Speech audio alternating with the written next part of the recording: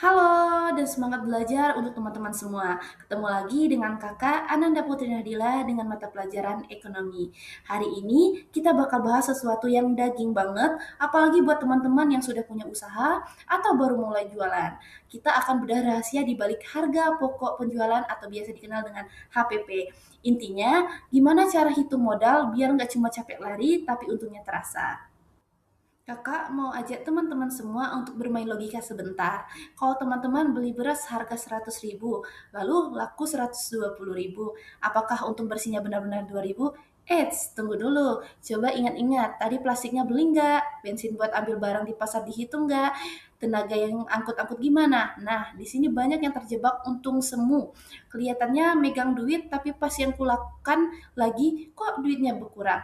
Ayo, siapa yang pernah ngerasa kayak gitu? Adapun tujuan pembelajaran di minggu ke-6 ini, kakak nggak mau teman-teman cuma hafal rumus. Kakak mau teman-teman yang pertama paham bedanya harga beli sama biaya-biaya siluman seperti ongkir dan retur. Yang kedua, bisa hitung sendiri pembelian bersih biar tahu harga asli barang kita.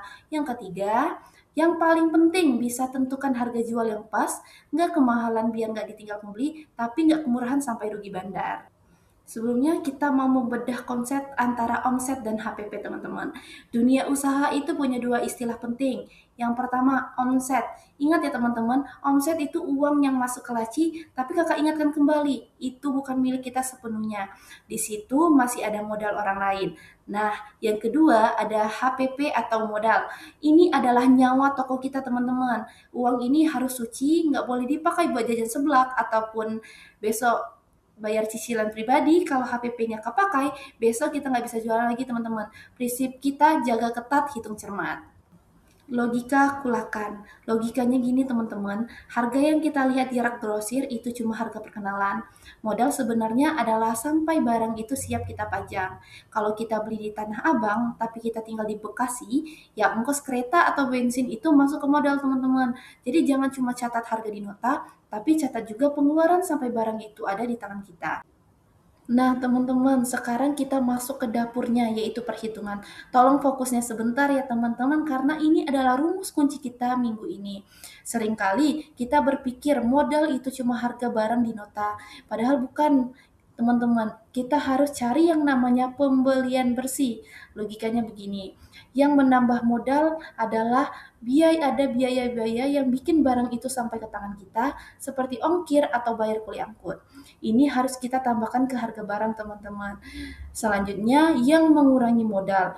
Kalau kita beruntung dapat diskon toko atau ada barang yang kita balikin karena rusak ataupun retur, itu akan mengurangi beban modal kita. Jadi ingat teman-teman, harga beli ditambah biaya angkut lalu dikurangi diskon dan retur, itulah modal asli atau pembelian bersih kita. Gampang kan teman-teman? Jangan sampai ada biaya siluman yang ketinggalan nggak dihitung. Kita ambil contohnya nih teman-teman, biar teman-teman makin paham dan mengerti. Kita lihat contoh Pak Budi. Beliau beli TV 2 juta. Kelihatannya murah ya teman-teman, tapi di sana ada ongkir pick up 100.000. Untungnya Pak Budi pintar nawar, dapat diskon 50.000. Jadi modal asli TV itu adalah 2.050.000. Kalau Pak Budi jual 2 juta karena merasa itu harga belinya, wah Pak Budi tekor 50.000 nih teman-teman tanpa sadar. Mengapa sih ini penting untuk kita pelajari? Seringkali keuntungan bisnis bukan hilang karena penjualan yang sepi teman-teman, tapi karena hal-hal kecil yang tidak terlihat. Banyak pedagang pemula terjebak dalam mengabaikan hidden cost atau biaya tersembunyi. Akibatnya, harga jual dipatok terlalu rendah dan tanpa disadari. 15% keuntungan kita hilang begitu saja teman-teman. Inilah alasan mengapa memahami struktur biaya itu sangat krusial agar margin bisnis tetap sehat. Sebelum menutup pembelajaran pada minggu ke-6 ini, ada pepatah bilang teman-teman, salah hitung di kelas itu gratis, tapi salah hitung di pasar itu rugi uang. Waktu sekolah dulu, salah rumus paling cuma dapat nilai merah, tapi di dunia bisnis salah hitung harga modal atau meremehkan biaya sekecil apapun, taruhannya adalah dompet kita sendiri teman-teman. Mari bangun kebiasaan teliti mulai hari ini, karena ketelitian itu bukan cuma soal angka, tapi soal menjaga keberlangsungan bisnis kalian.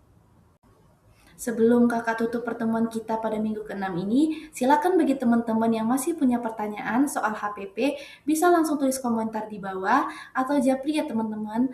Luar biasa sekali perjuangan teman-teman, bisa bertahan dan belajar sampai di minggu ke-6 ini. Terima kasih sudah menyimak penjelasan Kak Ananda hari ini. Teruslah belajar dan jadilah pribadi yang teliti serta detail dalam mengelola angka agar bisnis kalian terus bertumbuh. Tetap semangat, jaga kesehatan, dan selamat berjumpa di minggu selanjutnya. Terima kasih teman-teman.